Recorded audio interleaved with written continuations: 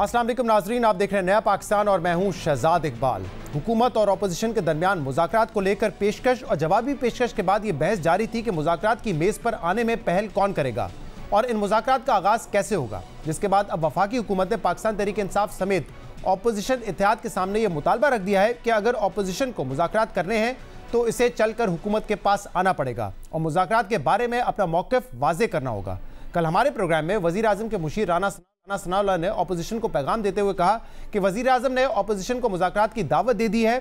अब अपोजिशन को वज़ीर आज़म को अपनी आमादगी से आगाह करना होगा, जिसके बाद वज़ीर आज़म अपोजिशन को मुस्बत जवाब देंगे। मगर अपोजिशन और बिलखसूस पाकिस्तान तहरीक इंसाफ को मुज़ाकरात से पहले वाज़े मौक़िफ़ अपनाना होगा। तहरीक तहफ़्फ़ुज़ आइन जो है वो कोई अपनी रज़ामंदी से आगाह करेंगे प्राइम मिनिस्टर साहब को, तो प्राइम मिनिस्टर जो है वो उसके ऊपर जवाब देंगे और यकीनन वो जवाब मुस्बत होगा।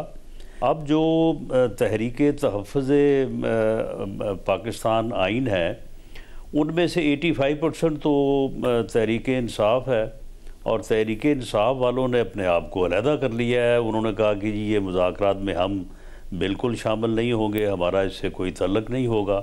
इनका जो जवाब आया है जो कि बज़ाहिर मीडिया की हद तक तो काफ़ी जो है वो कॉम्प्लिकेटेड है, मुबहम है, लेकिन इनसे वजाहत लेंगे और उसके बाद फिर वज़ीर आज़म साहब इस बारे में कोई फ़ैसला फरमाएंगे। इसी तरह आज स्पीकर कौमी असम्बली अयाज सादिक ने अपोजिशन को मुखातिब करते हुए कहा कि बातचीत के लिए स्पीकर का ऑफिस मौजूद है, मगर सिर्फ मीडिया पर कह देना कि हम बात करना चाहते हैं काफ़ी नहीं है। बातचीत करनी है तो स्पीकर ऑफिस आना पड़ेगा। प्राइम मिनिस्टर साहब ने बार बार ये कहा है कि हम डायलॉग के लिए तैयार हैं और मैंने भी ये कहा है कि नेशनल असेंबली के स्पीकर का दफ्तर जो है वो आपके लिए अवेलेबल है। आप जब आना चाहें, बात करना चाहें, मुज़ाकरात करना चाहें, हुकूमत भी तैयार है, आप भी, मगर उनको फैसला करना पड़ेगा कि अगर वो करना चाहते हैं फिर उनको आना पड़ेगा। जब वो आएंगे तो नेशनल असेंबली है, यहाँ पे उनको पूरा मौका मिलेगा, गवर्नमेंट को रिक्वेस्ट करके उनके साथ बिठाया जाएगा और फिर वहाँ से कोई रास्ता निकलेगा। हुकूमती रहनुमा कह रहे हैं कि अपोजिशन को मुज़ाकरात से मुतालिक वाज़े फैसला करना होगा, वाज़े मौक़िफ़ अपनाना होगा। जबकि आज द न्यूज़ के एडिटर इन्वेस्टिगेशन अंसार अब्बासी की भी ये खबर सामने आई है कि हुकूमत ने अपोजिशन पर वाज़े कर दिया है कि वो सियासी और जमहूरी इस्लाहात पर मुज़ाकरात के लिए तैयार है, मगर 2024 के इलेक्शन पर कोई बात नहीं होगी। खबर के मुताबिक हुकूमत ने दो टोक मौक़िफ़ इख्तियार किया है कि 2024 के इंतख़ाबात को मुस्तरद करने, पिछले साल के इंतख़ाबात पर कमीशन बनाने या मुज़ाकरात के ज़रिए इक़्तिदार अपोजिशन के हवाले करने जैसे मुतालबात पर कोई बात नहीं होगी। ज़राए का कहना है कि इंतख़ाबी अमल से मुतालिक तमाम एतराज़ात का अज़ाला सिर्फ़ और सिर्फ इलेक्शन ट्रिब्यूनल्स और अदालतों के ज़रिए ही होगा और इन्हीं इदारों के फ़ैसले कबूल किए जाएंगे। खबर के मुताबिक यह पैगाम पाकिस्तान तहरीक इंसाफ की सीनियर क़यादत को पहुँचा दिया गया है और पाकिस्तान तहरीक इंसाफ ने यही मौक़िफ़ महमूद खान अचकज़ई की क़यादत में कायम अपोजिशन इत्तेहाद तहरीक तहफ़्फ़ुज़ आइन पाकिस्तान तक भी पहुँचा दिया है। खबर के मुताबिक पाकिस्तान तहरीक इंसाफ चेयरमैन बैरिस्टर गौहर ने भी तस्दीक की है कि हुकूमत की जानिब से पाकिस्तान तहरीक इंसाफ को पैगामात मौसूल हुए हैं।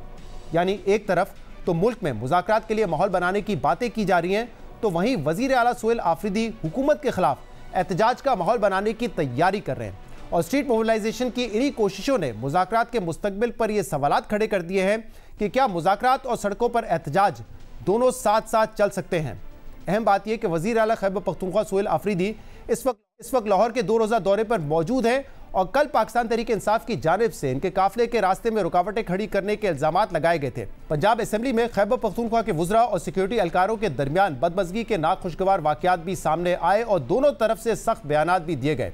जबकि पाकिस्तान तहरीक इंसाफ ने भी बयान में पंजाब हुकूमत पर वज़ीर आला खैबर पख्तूनख्वा और इनके वफ्द के साथ पंजाब में नारवा सलूक, इश्तियाल अंगेज़ी और सूबाई नफरत को हवा देने के इल्ज़ामात लगाए हैं। इन तमाम मामलात में दोनों पार्टीज़ का मौक़िफ़ लेंगे। असद कैसर साहब भी हमारे साथ मौजूद होंगे, लेकिन सबसे पहले हम बात करेंगे पाकिस्तान मुस्लिम लीग नून के सीनियर रहनुमा और state minister for interior senator Talal Chaudhry से। तलाल साहब बहुत बहुत शुक्रिया वक्त देने के लिए। तलाल साहब, इस हफ्ते हमने देखा कि वज़ीर आज़म शहबाज शरीफ साहब ने दोबारा अपोजिशन से कहा कि आइए तमाम मसाइल को बातचीत के जरिए हल करते हैं और फिर तहरीक तहफ़्फ़ुज़ आइन पाकिस्तान ने इसको वेलकम किया और कहा कि अब बॉल जो है वो हुकूमत के कोर्ट में है। लेकिन आज स्पीकर अयाज सादिक साहब ने कहा है कि अगर आपने बातचीत करनी है तो आप हमारे दफ्तर आएँ।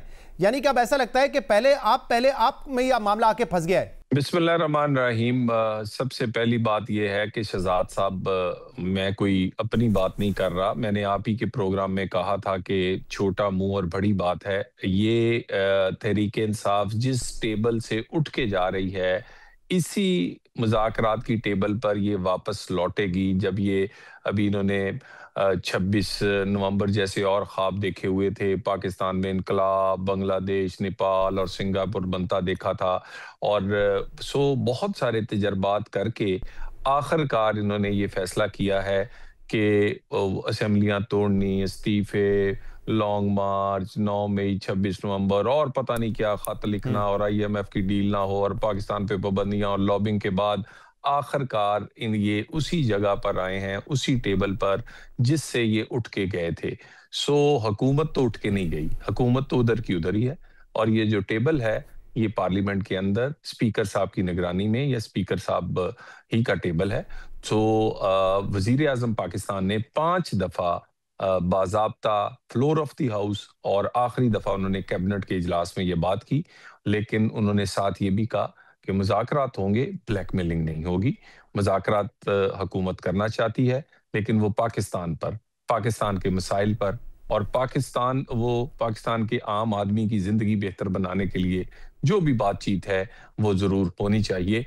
तो हम तो उसी मेज पर उसी तरह ही मौजूद हैं। लेकिन इन्होंने तलहा साहब, वापस आना है। आप लोग भी मेज से हट गए थे ना। अभी पिछले हफ्ते ही मेरे प्रोग्राम में जब मैंने पूछा अताउल्लाह तारा साहब से कि क्या हुकूमत और तहरीक इंसाफ में अभी कोई बातचीत हो सकती है, तो उन्होंने कहा कोई चांस नहीं है। और अगर तहरीक इंसाफ माफ़ी मांगती है, अपने आप को डिस्टेंस करती है, अपने सोशल मीडिया को डिस्टेंस करती है, जो अफवाज पाकिस्तान की क़यादत के खिलाफ बात की है उस पर माफ़ी मांगती है, तो फिर शायद बातचीत हो सके। और इसी किस्म की बातचीत आप लोग भी कर रहे थे जिस दिन से इमरान खान को नेशनल सिक्योरिटी थ्रेट करार दिया गया है। लेकिन अब वजीर आजम साहब ने दोबारा पेशकश की है ना मुज़ाकरात की। देखिए, बिल्कुल अता तारड़ साहब ने ठीक कहा था। बात बिल्कुल समझने की है। एक ही बात है जो मैं कर रहा हूँ, वो ये बात कि कोई कंडीशंस नहीं होगी। ये बानी पीटीआई को रहा कर दें, केस खत्म कर दें, मैंडेट लुटा दें, हुकूमतें तोड़ दें, हुकूमतों में हमें कंधों पे बिठाकर वजीर आजम हाउस छोड़ आए। ये सारी बातें मैंने आपको कहा है ना, ये वजीर आजम ने एक ही फिक्रे में सब कुछ कह दिया। बातचीत, मुज़ाकरात होने चाहिए, लेकिन ब्लैकमेलिंग नहीं। ये ब्लैकमेलिंग थी। ये ब्लैकमेलिंग का ही हम सारे कहते रहे कि ये इस तरह के माहौल में बातचीत नहीं हो सकती। और जिस तरह की गुफ्तगू वो कर रहे हैं, वो तो मेरा ख्याल है उससे तो डिस्टेंस पूरी पीटीआई ने, जो सियासी विंग है उन्हें, और अब जो उनके साथ सियासी रहनुमा है जो बहुत देर से अपने आप को इनकलाबी या बहुत लोग समझते हैं कि बड़े असूल पसंद हैं, मैं उनका नाम नहीं लेना चाहता, उन्होंने भी जो बानी पीटीआई का तर्ज सियासत है उससे एग्री करने की बजाय कहा है कि नहीं, बातचीत से ही चीजें आगे बढ़ ये बात आपकी दुरुस्त है। कल हमने भी जब पीटीआई के लोगों से बात की है तो वो कहते हैं कि वो ये नहीं कहते कि अब मैंडेट की वापसी यानी कि 2024 के इलेक्शन की बात वो नहीं कर रहे, वो इमरान खान की रिहाई की बात नहीं कर रहे वो, लेकिन बात करते हैं कि 1973 का जो आइन था उसको उसकी बहाली की बात कर रहे हैं। वो आने वाले इलेक्शंस की बात कर रहे हैं कि उसको कैसे साफ और शफाफ बनाया जाए, ट्रांसपेरेंसी उसमें लाई जाए, नए इलेक्शन कमीशन के तहत वो करवाए जाए, इमरान खान तक हमें रसाई दी जाए। वो इन मुतालबात पर बात कर रहे हैं। तो क्या ये वो टर्म्स, वो एजेंडा है जिस पर आप भी बात करने के लिए तैयार होंगे? देखिए, प्री कंडीशंस तो कोई भी नहीं, एजेंडा है। प्री कंडीशन नहीं, वो कह रहे हैं एजेंडा है। मैं एजेंडा की सेटिंग भी जब दोनों फ्रीक बैठेंगे तो उसके बात होगी, जो कि कॉमन एजेंडा उसी पे बात होगी। और इस वक्त आइन 1973 का नहीं, इस वक्त जो उसमें तब्दीलियों में 2025 है वो नाफिजुल अमल है, वो ही चलेगा। नहीं, तो कॉमन एजेंडा तलाल साहब क्या है आपकी नजर में? क्योंकि ये कहना मुल्क की खुशहाली के लिए, तो हर कोई पाकिस्तानी यही सोचेगा मुल्क की खुशहाली के लिए। आपके लिए शायद तरीकेकार कुछ और हो सकता है, पीटीआई के लिए कुछ और हो सकता है, तहरीक तहफ़्फ़ुज़ आइन पाकिस्तान के लिए कुछ और हो सकता है। तो कॉमन एजेंडा क्या है? देखिए, बहुत आसान है। पाकिस्तान में दहशतगर्दी है, सारे लोग मानते हैं। इसके लिए तदारक के लिए सबको इकट्ठा होना पड़ेगा। पॉलिटिकल फोर्सेस जो हैं जब तक यक जुबान होके एक बयानिए के साथ खड़ी नहीं होंगी, ये जंग जल्द नहीं जीती जा सकती। पाकिस्तान में इकोनॉमी की बेहतरी के लिए रिफॉर्म्स करने या उस एतबार से बहुत कुछ और गवर्नेंस को बेहतर करना है इस पे बातचीत हो सकती है।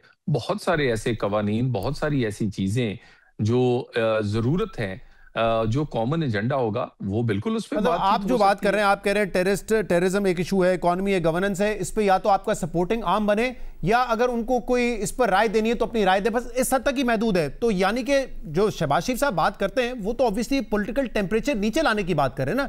इन इशूज पे बात करके पॉलिटिकल टेम्परेचर नीचे तो नहीं आएगा। ये तो आप अपने मफाद की बात कर रहे हैं कि ये जो एग्जीक्यूटिव के काम है करने के, इसमें आए हमें सपोर्ट करें और अगर कोई राय है तो वो भी दे दें, तो इससे पॉलिटिकल टेम्परेचर नीचे कैसे आएगा? ये देखिए, ये पाकिस्तान का मफाद है। क्या दहशतगर्दी की जंग नहीं लड़नी चाहिए?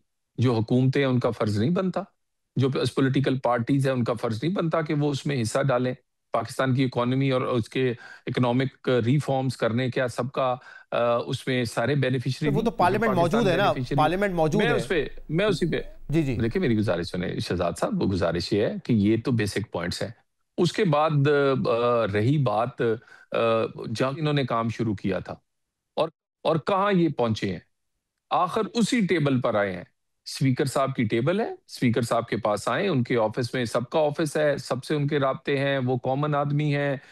वहां पर एजेंडा भी सेट होगा, बातचीत भी होगी, लेकिन किसी किस्म का इंतशार वाला या इस तरह की, देखिए ना, अभी तक तो ये भी नहीं पता कि बानी की पीटीआई की बहनों ने करना क्या है। ये जो लोग बेचारे सारा दिन बातें करते रहते हैं, बड़े असूलों की बात करते हैं, बड़ा कहते हैं जी हम बातचीत करेंगे, और इनकी जो वुक्कत है, मैं वर्ड इस्तेमाल नहीं करना चाह रहा था, वुक्कत और हैसियत है, इनमें तो खुद सेल्फ कॉन्फिडेंस नहीं रहा। ये अभी तक इतने कॉन्फिडेंट नहीं है कि बानी पीटीआई से किसी दिन किसी की मुलाकात होगी तो न जाने क्या फरमाएंगे वो इनके लिए, या उनकी बहनों का जिस दिन मूड खराब हुआ वो किस तरह इनको दुदकारेंगी या किस तरह बात करेंगी। तो इनके अंदर की कंफ्यूजन और इनकी ना वुक्कत होना बानी पीटीआई के सामने, इंक्लूडिंग जो कि ये जॉइंट ऑपोजिशन की क़यादत है। सही है, लेकिन मैं ये आपसे पूछना चाह रहा था, देखिए ये जो टेररिज्म है इस पे चले एक इख्तलाफ है, या इकोनॉमी या गवर्नेंस, इस वजह से इस मुल्क में पॉलिटिकल डेडलॉक नहीं है। पॉलिटिकल डेडलॉक ऑब्वियसली जो इक़्तिदार की मुंतकली है वो साफ और शफाफ तरीके से कैसे हो, कैसे जो है तमाम इदारे अपने आईनी हदूद में काम करें, इन इशूज़ पर मसाइल है ना। तो इस पर बात करने के लिए आप कह रहे हैं कि तैयार है ही नहीं आप। देखिए बातचीत बिल्कुल, देखिए मेरी बात सुने, यानी इक़्तिदार इनकी, क्योंकि ये इक़्तिदार में नहीं है तो इसलिए ये निज़ाम नहीं ठीक, या अगर कोई इनको कंधों पे बिठाकर वजीर आज़म हाउस ना पहुंचाए तो फिर उसके खिलाफ लंदन भी तकरीरें होंगी और इनके ट्विटर हैंडल से भी ट्वीट्स होंगी, फिर उनकी तकरारी रुकाने के लिए भी कोशिश की जाएगी, क्योंकि उन्हें जानते थे कि वो इस तरह के मामलात में नहीं पड़ेंगे, वो अपने काम से काम रखेंगे। मामला ये आप क्यों घसीटते हैं? यानी आप ये चाहते हैं कि गुड टू सी यू वापस आए, साकिब निसार को सर पे लाके बिठा दिया जाए? ये तो नहीं हो सकता। बात ये है, बात आगे आगे, और ये बात इलेक्शंस इनको तस्लीम कर लिया है ना, मजीद करना पड़ेगा। ये हुकूमत है, इलेक्शंस है, हो चुके हैं, हुकूमत चल रही है, मजीद जो मामलात की बेहतरी के लिए अपना फर्ज भी अदा करना है, और अगर कोई चीजें कॉमन है उस पर बातचीत करके हम आगे भी बढ़ा सकते हैं। सही। और तलाल साहब आप कह रहे हैं कि फोरम जो है वो फोरम नेशनल असेंबली स्पीकर का दफ्तर ही है, तो जब वजीर आजम भी पेशकश कर रहे थे मुज़ाकरात की तो वो उनके जहन में यही था कि ये जो डायलॉग होंगे वो फिर स्पीकर ऑफिस में होंगे, खुद पीटीआई या तरीके तहफ़्फ़ुज़ आईन पाकिस्तान स्पीकर ऑफिस चल के जाएंगे कि हम आपसे बात करना चाहते हैं, आप चाहते हैं इस तरीके से मामलात आगे बढ़े। फिर देखिए क्या चल के जाना है ना, स्पीकर ऑफिस का हर वक्त राब्ता अपोजिशन से और हुकूमत से रहता है।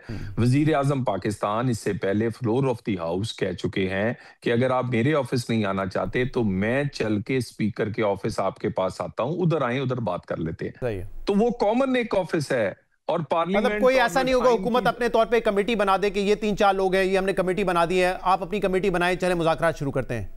देखिए ये पार्लियामेंट की बालादस्ती की बात करते हैं, आइन की बालादस्ती की बात करते हैं, तो पार्लियामेंट से बड़ी बालादस्ती और उसके स्पीकर का ऑफिस का ज्यादा तकद्दुस किसका होगा? वहां आएंगे किसी की कोई कि कौन चल के जाता है, कौन आता है, स्पीकर का सबसे राब्ता रहता है। ये उठ के गए थे, स्पीकर साहब नहीं चाहते थे कि ये उठ के जाएं उस मेज से 26वीं। अच्छा, लेकिन तलाल साहब अब ये इस हफ्ते जैसे सबने इस चीज को अप्रिशिएट किया कि वजीर आजम अगर पेशकश कर रहे हैं मुज़ाकरात की, तहरीके तहफ़्फ़ुज़ आइन इसको वेलकम कर रही है तो शायद मामला आगे बढ़ेंगे। लेकिन फिर हमने कल देखा कि पाकिस्तान तहरीक इंसाफ के जो चीफ मिनिस्टर हैं खैबर पख्तूनख्वा के, सोहेल आफरीदी साहब, वो अपने वफ्द के साथ पंजाब का विजिट करने गए थे, कल लाहौर पहुंचे और इसके बाद बहुत सारी चीज़ें हमने देखी। वो कह रहे हैं कि बहुत सारी रुकावटें खड़ी की गई, और फिर उनका जो बयान आया है पाकिस्तान तहरीक इंसाफ का, उसमें उन्होंने ये कहा है कि पंजाब का जो हमारा विजिट था उसमें हमारे साथ नारवा सलूक किया गया, इश्तियाल अंगेज़ी की गई, सूबाई नफरत को हवा देने की कोशिश की गई, जो बदमज़गी थी दोनों साइड से वो भी हमने देखी। तो एक तरफ मुज़ाकरात की बात हो रही है, दूसरी तरफ एक नॉर्मल विजिट था चीफ मिनिस्टर का। कोई ऐसा नहीं है प्रोटेस्ट करने आ रहे थे, वो आ रहे थे लोगों से, अपनी पार्टी के लोगों से मिलने, मोबिलाइज कर रहे हैं, नॉर्मल एक्टिविटी थी, नॉर्मल तरीके से करने देते। क्या जरूरत थी कि उसमें राह में रुकावटें खड़ी की जाएं? क्या रुकावट थी जी? अब लिबर्टी चौक में बंदे भी हुकूमत ने ला के देने थे कि आप तशरीफ लाए हैं, आपके लिए बंदे भी ला देते हैं, तालियां भी बजाएं, नारे भी लगाएं। और अगर किसी ने सवाल किया है कि आप भी सीएम हैं, 13 साल से केपी में हुकूमत है, 13 साल में जो आप नहीं कर सके पंजाब में 13 महीने की हुकूमत ने किया है। अगर ये सवाल पूछे हैं कि इस तरह का इंफ्रास्ट्रक्चर, इस तरह की सफाई, इस तरह का अमन, इस तरह पंजाब में, ये पंजाब के पास कोई पैसे ज्यादा तो नहीं, उतने ही पैसे हैं जितने केपी, बल्कि केपी के पास पिछले 15 साल में 600 अरब रुपया ज्यादा मिला है उन्हें, दहशतगर्दी की जंग के लिए एक्स्ट्रा मिला है। मुझे ये बताइए कि ये सवाल करना क्या सबायत को हवा देना है? क्यों क्यों पूछा नहीं जा सकता? आपने तलाल साहब, आपने सिर्फ यही सवाल सुना है जिसमें पूछा गया हो कि तहरीक इंसाफ ने तरक्की क्यों नहीं की खैबर पख्तूनख्वा में? बात यह है कि क्या ये पूछा नहीं जा सकता कि ये तो पूछा जा सकता है। मैं कह रहा हूं कि आपने सिर्फ यही सवाल सुना है या बाकी सवाल भी सुने? और यूनिवर्सिटियां क्यों नहीं है? बस यही सवाल सुना है केपी में वो। अच्छा चले, फिर मैं आपको बता देता हूं, क्योंकि सवाल, बात सुने, क्योंकि सवाल मैं आपको पहले सवाल करूं ना, क्योंकि देखिए जब ये पहुंचे भी नहीं थे ना, तभी अज़मा बुखारी साहब इंफॉर्मेशन मिनिस्टर हैं, उन्होंने एक वीडियो पैगाम जारी किया। उसमें उन्होंने कहा सियासी एक्टिविटी की आड़ में मंशियात लाने की इजाज़त नहीं देंगे। ऑब्वियसली आपको कॉन्टेक्स्ट पता है, गवर्नमेंट ऑफ पंजाब का जो पेज है एक्स का अकाउंट, उस पर लिखा हुआ है से नो टू ड्रग माफिया। किस कॉन्टेक्स्ट में आपको पता है, मुझे बताने की जरूरत नहीं है। फिर अज़मा बुखारी साहब ने कहा कि आपके साथ कुछ जंगली लोग आते हैं, उनको तोड़फोड़ की इजाज़त नहीं देंगे। किसको कहा है जंगली? यानी कि वो अपने मिनिस्टर्स के साथ, एमपीएस के साथ आ रहे हैं, तो शुरू में ही ये माहौल पैदा कर देना, आपके ख्याल में ये नॉर्मल है? देखिए, गुजारिश ये है कि ये इनकी तारीख है ना जी, जब आते हैं तो ये इसी तरह का तूफान बदतमीजी और ये चीजें करते हैं। ये इनके एमपी एमएनए मिनिस्टर ही आए थे 26 को भी और 9 मई को भी, वही साबिक थे सारे वही लोग। और बात ये है कि अगर मैं कहूं, यानी ये तो इसी तरह ही है कि चोर की दाढ़ी में तिनका। अगर कोई कहे मंशियात तो वो कहे मुझे कहा है। ओ भाई, आप छोड़ें बात को, आप भी साथ ट्वीट को रीट्वीट करें कि से नो टू ड्रग्स, इसमें क्या अर्ज है? ये तो चोर की दाढ़ी में तिनके वाली बात है। और दूसरी बात है, बात आप आए हैं क्या खैरियत से आए हैं, खैरियत से गए हैं? अगर उनकी सिक्योरिटी के लिए कोई इंतजाम किया गया था तो क्या ना करते?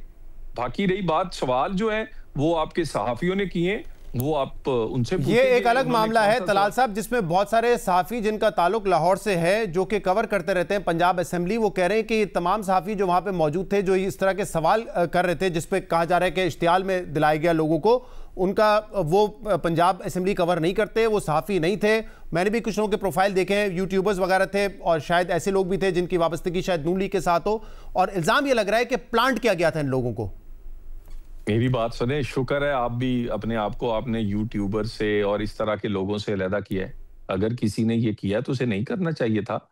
लेकिन ये कहना कि ये पंजाब हुकूमत ने करवाया है, या पंजाब हुकूमत, अब पंजाब हुकूमत बंदे इकट्ठे करके तो नहीं दे सकती, अब उनकी एक्सपेक्टेशंस पूरी नहीं कर सकती। उनकी पार्टी मोबिलाइज, या जिस तरह उनके अंदर रिफ्ट है, जो उनके बेचारों के, मैंने बताया जो उनका इज्जत इस पार्टी में है, या जितनी कंट्रीब्यूट, वो उसको तो नहीं हम ठीक कर सकते। वो तो लोग निकालना तो उनकी बात है, लेकिन वो कह रहे हैं हमारे लोगों को अरेस्ट करना, चक्री पे रेस्ट हाउस बंद कर देना, जब टूल प्लाजा पे सोहेल आफरीदी निकल गए तो उनके बाकी लोगों को वहां रोक देना, रुकावटें खड़ी करना, लोगों को अरेस्ट करना, इसकी क्या जरूरत थी? फिर जो पंजाब असेंबली में हमने देखा कि कुछ मिनिस्टर्स को जो है वहां पे धक्के दिए गए सिक्योरिटी की तरफ से, ये नॉर्मल तो नहीं है ना? ये आपके ख्याल में ऐसी चीज है जिसको अप्रिशिएट करना चाहिए? देखिए, जब आपके पास सवालों के जवाब ना हो, जब आपको उस तरह का आगे से रिसेप्शन ना मिले जो आप सोच के आए थे, जिनका ख्याल था कि मैं पता नहीं लाहौर जाऊंगा तो लाहौर की सड़कें जो है वो भर जाएंगी और लोग पता नहीं कितना इस्तकबाल और क्या माहौल, क्योंकि इनके अंदर तो वो कीड़ा तो है ना, वो बांग्लादेश और नेपाल और श्रीलंका, और अपने आप को समझते तो महात्मा है ना बहुत, लेकिन वो नहीं हुआ। फिर उसके बाद लोगों ने सवाल किए कि भाई 13 साल में केपी में क्या किया है? वो कंपैरिजन है। फिर लाहौर देख के जो इनके साथ मुझे आए थे, प्रॉब्लम ये है कि जिस किस्म का कल ये इवेंट था, मेरे ख्याल से कोई इससे आप लोगों की हुकूमत हिल तो नहीं जानी थी, लेकिन फिर भी ये रुकावटें खड़ी करके एक बदमज़गी का माहौल पैदा करके फिर जिस तरीके से पीटीआई के कुछ मिनिस्टर्स ने बड़ी बात की, बेहुदा, मैं रिपीट नहीं करना चाह रहा, ये अगर डायलॉग करना चाहते हैं, मुज़ाकरात करना चाहते हैं, तो उसके लिए एक सूटेबल एनवायरनमेंट तो नहीं है।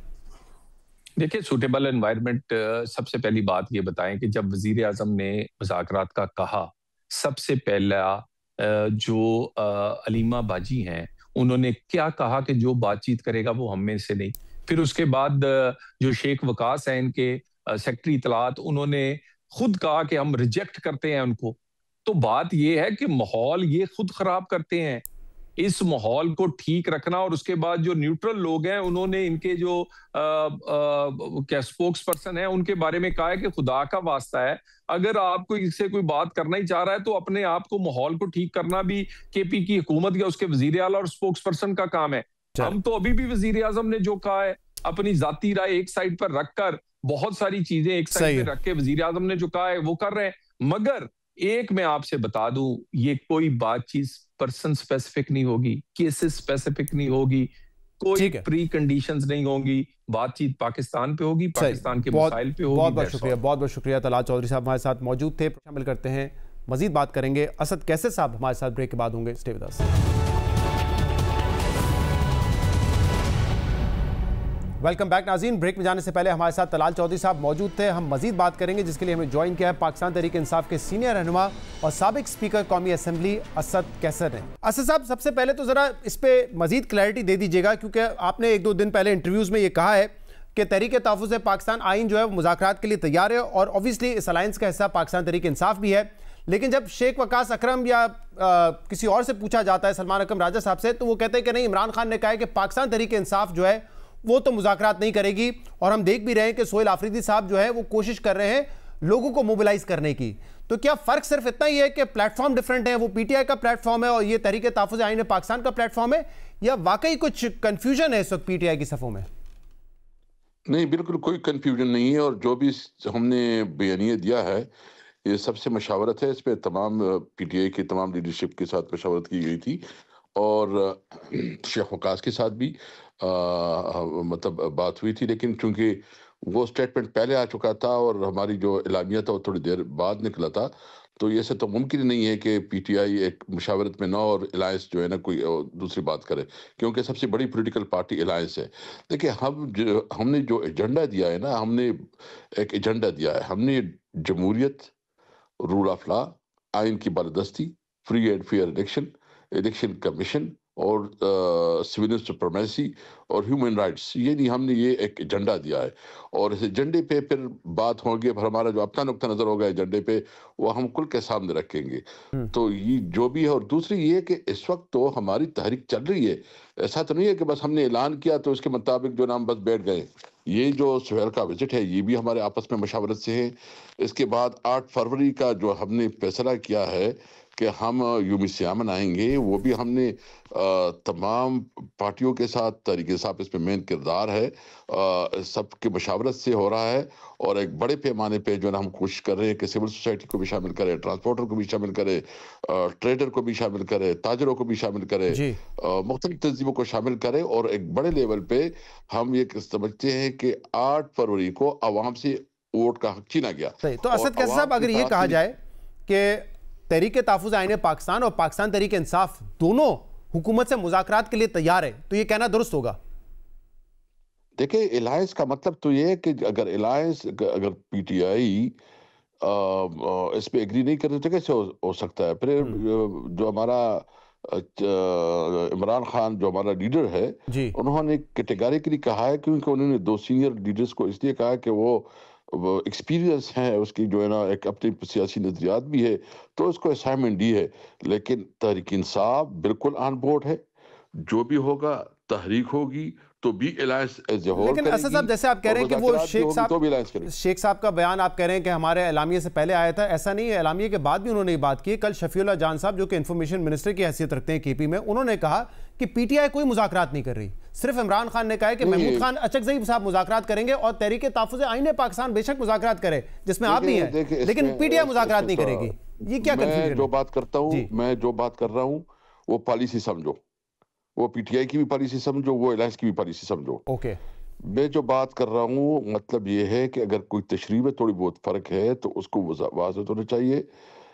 हम ये समझते हैं कि इस वक्त जो भी डिसीजन हो रही है वो कलेक्टिव हो रही है, सही है। और तहरीक इंसाफ ने, चूंकि हमारे लीडर इमरान खान ने इन दो लोगों को असाइनमेंट दी है, तो उन्होंने तहरीक इंसाफ को भी ऑन बोर्ड रखा, और दीगर मेंगर साहब की पार्टी, अल्लामा साहब की पार्टी, और जी, दीगर जो हमारे साथ इसमें जीडीए, सबको ऑन बोर्ड रखा है, और उसके मशवरे से जो एक इकदाम उठाया है। हमने दो फैसले किए, एक तो हमारी तहरीक जो है ना वो ऑलरेडी फील्ड में मौजूद है, और हम अपनी तहरीक को मोमेंटम बिल्ड कर रहे हैं। सुहेल अफरीदी भी हमारे इस मशावरत के हिस्सा है, और नेक्स्ट यानी वीक वो जो एक है ना और फिर असाइनमेंट हमारा, है जो इमरान खान साहब ने दिया हुआ है सोहेल आफरीदी को कि आप तैयारी पकड़ें। ये हमारे मशावरत का हिस्सा है, और ये अलायंस के मशावरत में शामिल है। और साथ साथ जो है ना हम भी जा रहे हैं, लाहौर भी जा रहे हैं। अभी हमने डेट पे नहीं की है, होपफुली नेक्स्ट वीक हम चले जाएं। हम भी एक दो दिन गुजारेंगे, हम मीडिया के साथ मिलेंगे, और हम उधर जो है ना बार अच्छा, एसोसिएशन के साथ मिलेंगे, हम उधर सही, स्टूडेंट से मिलेंगे, और अब असेंबली में भी जाएंगे, पंजाबी असेंबली में ठीक। मुख्तलिफ प्रोग्राम करेंगे। तो असद पंजाब के साहब, कुछ मुख्तलिफ अरसे तबकों पहले से इसी मिलेंगे। हफ्ते अलीमा खान साहब ने भी कहा था कि जो मुज़ाकरात की बात करे, हुकूमत से बात करने की बात करे, वो तो इमरान खान का दुश्मन है। लेकिन इसके बाद फिर हमने देखा कि आप लोगों का मुशावरती इजलास हुआ, जिसमें आप लोगों ने कहा, यानी कि तहरीक तहफ़्फ़ुज़ आईन पाकिस्तान ने कहा कि हम हुकूमत से मुज़ाकरात करेंगे। और इसके बाद फिर ये रिपोर्ट भी हुआ कि अचकज़ई साहब की अलीमा खान साहब से मुलाकात भी हुई है। तो क्या अलीमा खान साहबा बहनें भी अब ऑन बोर्ड है कि हाँ मुज़ाकरात कर रहे हैं हुकूमत से? देखिए, बिल्कुल ऑन बोर्ड है। मैं बस सिर्फ इतना कहता हूँ, अल्फाज इसको आप जिस तरह इस्तेमाल करते हैं, हमने चकज़ई साहब ने उनको मुशावरत में शामिल किया है, और वो ऑन बोर्ड है। ओके, ऑन बोर्ड है अलीमा खान साहबा भी, उनको कोई एतराज़ नहीं है? वो आप इनसे पूछे एतराज़ है या नहीं है, लेकिन ऑन बोर्ड है पूरी। उसमें जो है ना उनके साथ बात हुई है, और उनके साथ तमाम पॉलिसी डिस्कशन हुई है, और डेफिनेटली वो ऑन आप सब बोर्ड एक ही पेज पर हैं?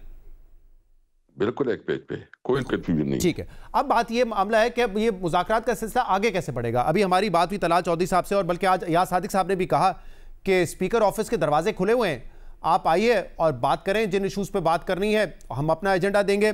लेकिन आप लोगों की तरफ से जो एक बयान सामने आया था कि अब हुकूमत के कोर्ट में बॉल है, लेकिन ऐसा लग रहा है कि वो कहते हैं कि नहीं, आपके कोर्ट में बॉल है, आप आए स्पीकर। कैसे, पहल कौन करेगा इस पर? देखिए, हमने तो पब्लिक के लिए एक अपना एजेंडा दिया है।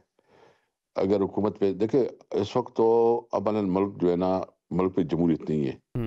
मुल्क तो अमन मार्शल लॉ 1973 का जो आइन था, जो मुत्तफिका डॉक्यूमेंट्स थी, हम 1973 आइन को अमली शिकल में वापस बहाल चाहते हैं। हम चाहते हैं कि मुल्क में one vote, one man one vote का जो है ना रिस्पेक्ट बहाल हो। यानी जो वोट को इज्जत नवाज शरीफ किसी वक्त कहता थे, और अब उसके लिए जो है ना कैंपेन चलाते थे कि वोट को इज्जत दो, हम कहते हैं कि वोट का एहतराम बहाल हो, और अवाम के पास ये इख्तियार है कि वो अपना लीडरशिप मुंतखब करे। ये किसी आपस में दफ्तरों में बैठ के किसी इदारों ने नहीं करना है, ये अवाम ने फैसला करना है। और 8 फरवरी को हम अवाम से कहेंगे कि आपसे आपका वोट का हक छीना गया है। इस वक्त जो है ना अमली तौर पर अवाम की कोई हैसियत नहीं है, न इनकी हुकूक है, न इनकी इंसानी हुकूक है, न उनकी कोई राइट्स रह गए हैं। जमहूरियत ख़त्म हो गई है। जमहूरियत के लिए इसलिए हम तमाम पॉलिटिकल पार्टीज को ऑन बोर्ड रखना चाहते हैं। हम समझते हैं कि जब तक तमाम राइट। पॉलिटिकल पार्टीज जो है ना ऑन बोर्ड न हो, और अगर जो जमहूरियत पे यकीन रखते हैं, जो कानून को हुक्मरानी पे यकीन रखते हैं, वो 8 फरवरी को एहतजाज में शामिल होंगे। सही है। बाकी हमारे दरवाजे खुले हैं जमहूरियत के लिए, आइन की बालादस्ती लेकिन के असद लिए, साहब, कानून की आप हुक्मरानी बात के करना लिए। चाहेंगे 8 फरवरी 2024 के इंतखाबात पर अपने मैंडेट के हवाले से, या अब आप बात करना चाहेंगे अगले इंतखाबात को साफ और शफाफ बनाने पर? ये दो मुख्तलिफ चीजें हैं। देखिए, मैं इस वक्त इसलिए थोड़ा मुख्तात बात करूंगा। हम अपने एजेंडा दिया है, इसमें इफ्स एंड बट्स हम जब बैठेंगे तो वही कहेंगे। हम बताएंगे कि 8 फरवरी को क्या हुआ, हम बताएंगे कि वोट कैसी चोरी हुआ। नहीं, क्योंकि आप अगर और 24 की बात जो करेंगे, वो कहेंगे फिर हम 18 की बात करेंगे, तो फिर हम पीछे ही जाते जाएंगे ना। तो इसलिए अब आपने सोच लिया है कि अब आगे की बात करनी है, जो 24 में हुआ, जो 18 में हुआ, चले हो गया, अब आगे की बात करनी है या माजी की बात करनी है? देखिए, मैं इस एजेंडा को ज्यादा खोलना नहीं चाहता कि ख्याल में जहां भी इलेक्शन गलत हुए हैं, इनकी बाकायदा जो है ना स्क्रूटनी होनी चाहिए, इनकी बाकायदा इंक्वायरी होनी चाहिए, और जो जिम्मेदार लेकिन है इस वो एजेंडे पे कौम कैसे के हुकूमत साथ आपके साथ आएगी? मतलब एक कॉमन ग्राउंड तो होना बात करने के लिए। वो क्यों कहेंगे कि हाँ चले स्क्रूटनी करें 2024 की, इस पर भी हम वो तो बात करने के लिए तैयार नहीं होंगे इस एजेंडे पर। देखिए, मैं तो इसलिए आपके साथ ज्यादा इस पर डिटेल नहीं जाऊंगा जी। बस हमने एक टॉपिक रखा है जमहूरियत। अच्छा, मैं इसी कह रहा हूँ बैठेंगे असद साहब, क्योंकि तलाल चौधरी साहब अभी हमारे साथ हैं, वो कहते हैं कि हम बात करेंगे, देखें मुल्क में दहशतगर्दी है उस पर हमसे बात करें, माशी जो हालात है उस पर बात करें, गवर्नेंस पे बात करें, ये इशूज हैं बात करने के, वो तो इन टॉपिक्स पे बात करना चाह रहे हैं आपसे। देखिए, और फिर अवाम का मैंडेट क्या हो, अवाम मुंतखब एक को करे। और यहाँ इंटरेस्टिंग है कि कोई भी असेंबली में जो बैठे हैं वो खुद भी मजाक करते हैं। वो कहते हैं, वो एक वो है सीनियर है आदमी, मैं नाम नहीं लेता उसकी, वो बेतुकीरी हो जाएगी। वो कहता है पंजाबी में कि रात को मैं सो गया था, मैं हार गया था, सुबह उठा तो डूगिया बज रही थी कि आप जीत चुके हो। हमारा एक दोस्त है उधर गुजरात का, उधर यूके में होता है। वो कहता है रात को उसका कजन है उधर से एमपी सीट पे, वो कह रहे थे कि रात को हम जो है ना घर पे चले गए और उधर से सुबह डीसी ने फोन किया, आओ तुम जीत चुके हो। यानी आप सबको पता है जी, आप सब जानते हैं। अगर इस तरह जमहूरियत है तो फिर जमहूरियत का क्या मकसद है? मजाक है, ये झूठ है, ये झूठ का देखो इसके खिलाफ आपने। हाँ, हम ये भी समझते हैं बिल्कुल, अगर वो कहते हैं हम दहशतगर्दी भी बात करना चाहते हैं, बिल्कुल वो हमारे एजेंडे में होने चाहिए। हम लॉ एंड ऑर्डर पे भी बात करना चाहेंगे, तो वो भी हमारे एजेंडे में होना जो चाहिए। पेशकश और किया हम अपने फॉरेन पॉलिसी पे भी बात करना चाहते हैं कि आया हमारे फॉरेन पॉलिसी हमारे मफादात के मुताबिक है, हमारे मफादात के टकराव या उसके साथ उसका टकराव है। तो याद साहब के पास जाएंगे अब आप, या वेट करेंगे कि हुकूमत कोई कमेटी बनाए फिर मुज़ाकरात का आगाज हो, या जैसे स्पीकर साहब ने कहा आप आए, मेरा दफ्तर खुला हुआ है, वहां बैठ के बात करेंगे? देखिए, वो हम आपस पे मशावरत करेंगे, नेक्स्ट वीक हमारी फिर इंशाल्लाह मशावरत होगी। ठीक है, हम प्रोन्स एंड कॉन्स भी देखेंगे कि क्या हो सकता है। लेकिन हमने कम अज कम हुकूमत का चेहरा दिखाया कि वो जो झूठ का वो करते थे कि हम तो मुज़ाकरात चाहते, पीटीआई नहीं चाहती, कम अज कम अभी उसके पास ये नहीं, तो मौका नहीं चेहरा है। दिखाने का मतलब ये है कि आप समझ रहे थे कि वो शायद ब्लफ करना चाह रहे हैं और आपने ब्लफ कॉल कर दिया उनका, यानी कि वो एक सियासी बयान है, आपके ख्याल में कोई संजीदगी नहीं हुकूमत की जानिब से? हम समझते हैं कि बिल्कुल संजीदगी नहीं है, लेकिन फिर भी हमने एक वो क्या कहते हैं doubt of benefit of doubt दिया है उनको। बेनिफिट ऑफ डाउट जो है दे दे, ताकि अगर कोई बेहतरी हो सकती है, मुल्क आगे बढ़ सकता है। माशी तौर पर मुल्क की बुरे हाल है, आपकी बॉर्डर जो है ना इनसिक्योर है दोनों मशरक और मगरब में, आपकी बलूचिस्तान और खैबर पख्तूनख्वा में इंसर्जेंसी है, और अब पॉलिटिकल टर्माइल हो जाएगा तो अवाम इससे बुरी मुतासर होंगे। इसलिए आप चाहते हैं कि मुल्क को आगे बढ़ाने के लिए 2 कदम आगे बढ़ाएं। तहरीक तहफ़्फ़ुज़ आईन पाकिस्तान के एक रहनुमा से मेरी बात हुई आज, और मैंने उनसे पूछा कि क्या हुकूमत संजीदा है, क्या शहबाज शरीफ साहब का बयान सिर्फ एक सियासी बयान था? तो उनकी राय में उन्होंने कहा कि देखिए, शहबाज शरीफ साहब ना कोई बयान अपनी तरफ से नहीं दे सकते, ऑब्वियसली कहीं ना कहीं कोई इदारों की मर्जी होगी कि माहौल को ठंडा करना है, इसी वजह से उन्होंने ये बयान दिया होगा। तो ये एक नुक्ता नजर आपके इस अलायंस में ही एक रहनुमा का है कि शहबाज शरीफ साहब ने अपने तौर पर नहीं दे दिया, कोई ना कोई वजह है इसके पीछे। बस जो भी है, देखिए हमारे लिए सबसे पहले पाकिस्तान है। यकीन जाने सियासत में हमारी वो अभी इंटरेस्ट नहीं है।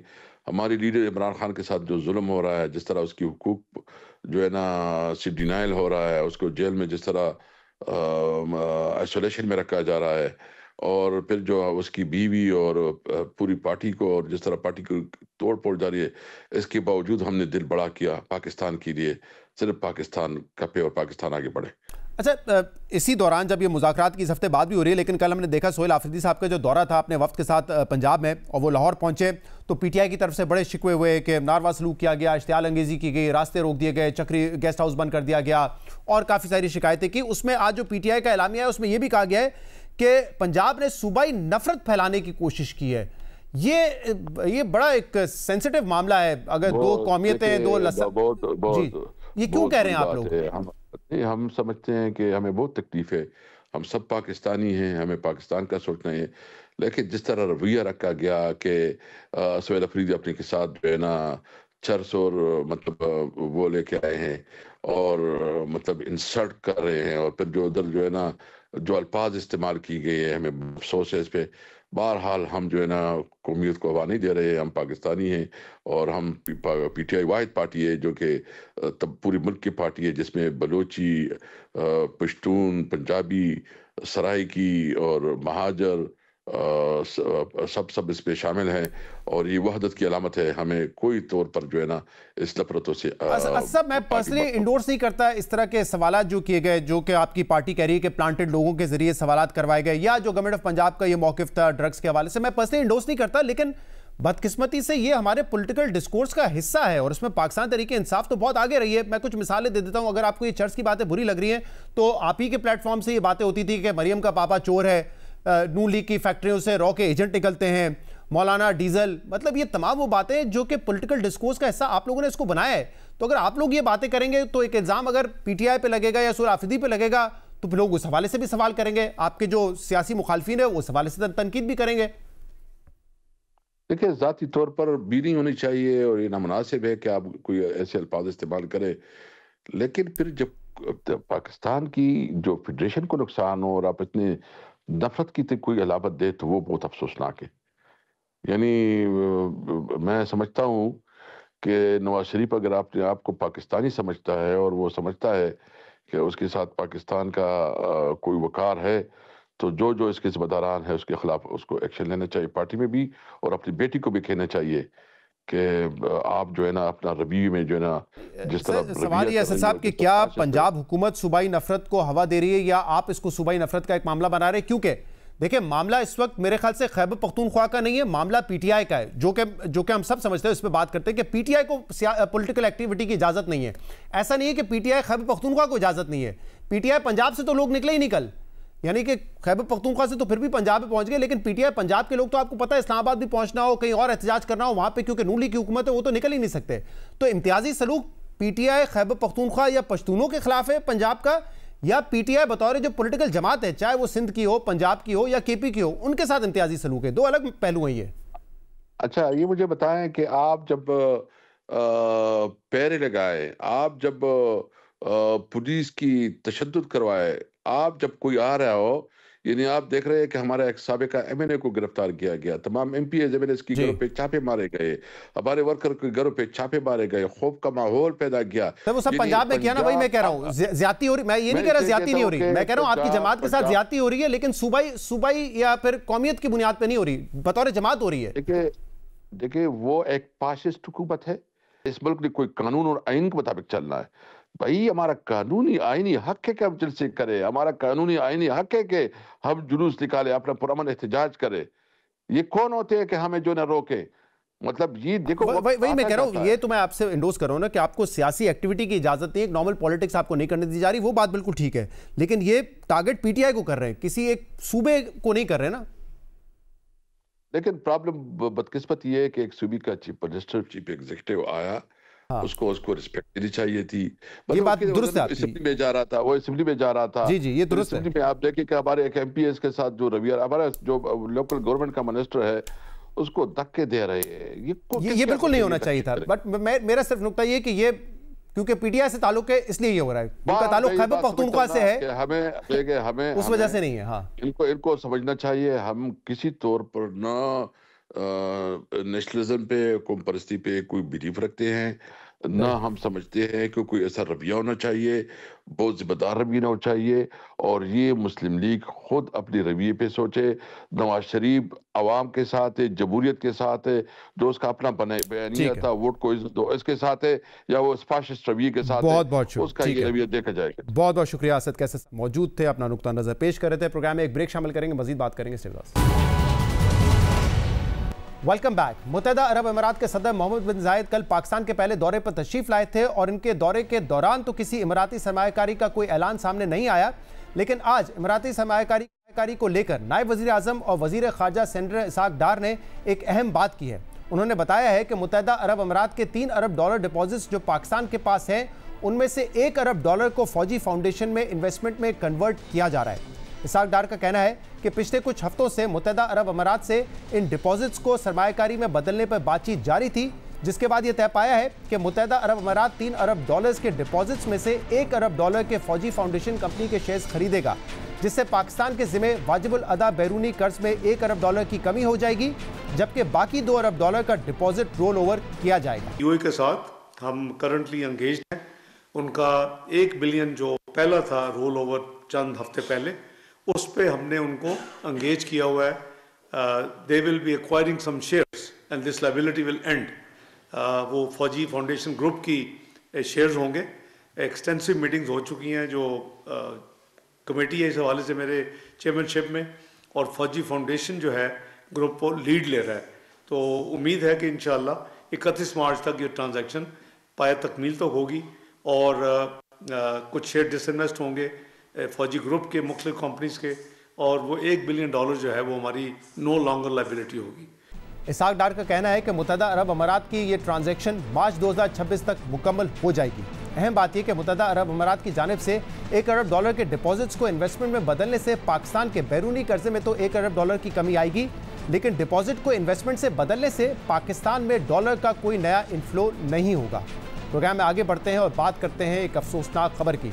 आज कराची में साबिक निगरान वजीर खजाना और governor state bank doctor Shamshad Akhtar हरकत कल बंद होने से इंतकाल कर गई हैं। डॉक्टर शमशाद अख्तर का शुमार मुल्क के मुमताज़ माहिरीन मईशत में होता था और उन्हें पाकिस्तान के बालियाती शोबे की आयरन लेडी भी करार दिया जाता था, क्योंकि गवर्नर स्टेट बैंक की हैसियत से वो हुकूमती और कारोबारी हलकों की जानिब से मुख्तलिफ नौइयत के दबाव को बर्दाश्त करने और हालात के मुताबिक बेहतरीन मुमकिन फैसले करने की सलाहियत रखती थी। Doctor Shamshad Akhtar state bank की पहली खातून गवर्नर होने के अलावा वज़ारत ख़जाना का कलंदान संभालने वाली पहली खातून वज़ीर भी थी। अहम बात यह कि पाकिस्तान में जहाँ कई शोबों में ख़वातीन की वर्कफोर्स में शमूलियत इंतहाई कम है, वहीं मईशत के शोबे में भी मेल डोमिनेंस बहुत ज़्यादा है। इसलिए मईशत के शोबे में डॉक्टर शमशाद अख्तर का वज़ीर ख़जाना और गवर्नर स्टेट बैंक के मनसब तक पहुँचना यकीनन उनकी गैर मामूली सलाहियत का सबूत है। आज के प्रोग्राम में इतना ही। शो से इजाज़त दीजिए। हाफ़िज़।